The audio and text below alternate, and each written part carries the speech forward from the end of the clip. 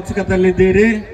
ನಾಟಕ ಪ್ರಾರಂಭ ಆಗಬೇಕಾದ್ರ ನಾಟಕದ ಗಣ್ಯರು ಕೂಡ ಒಂದೆರಡು ಮಾತುಗಳನ್ನು ಮಾತಾಡ್ತಾರ. ದಯವಿಟ್ಟು ಶಾಂತ ರೀತಿಯಿಂದ ಕುಳಿತುಕೊಂಡು ಕೇಳಬೇಕು.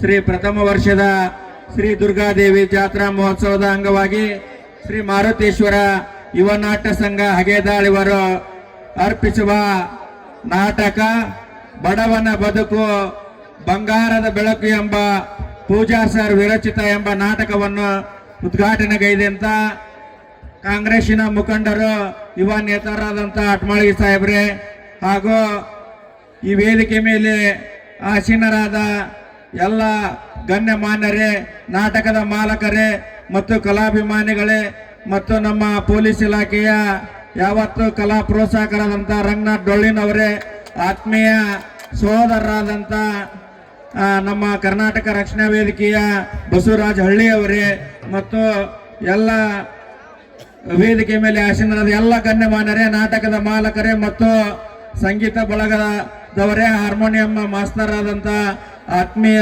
ಶಂಕರಪ್ಪ ಗುರುಗಳೇ, ಬಸನಗೌಡ್ರೆ ಮತ್ತು ನನ್ನ ನೆಚ್ಚಿನ ಗುರುಗಳಾದಂಥ ಪರಶುರಾಮ್ ಲಕ್ಕಲ್ಕಟ್ಟಿಯವರೇ, ಇವತ್ತು ನೀವೆಲ್ಲ ನಾಟಕ ನೋಡಕತ್ತೀರಿ.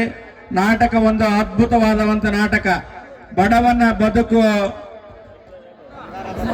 ಬಡವನ ಬದುಕು ಬಂಗಾರದ ಬೆಳಕು.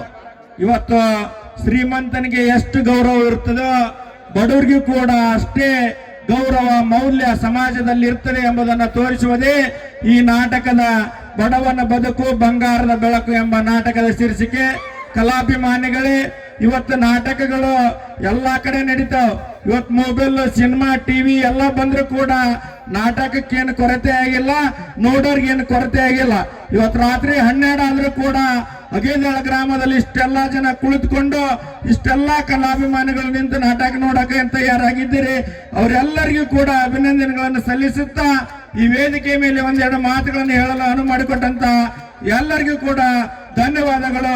ಜೈ ಹಿಂದ್, ಜೈ ಕರ್ನಾಟಕ ಮಾತೆ, ಜೈ ರಂಗಭೂಮಿ.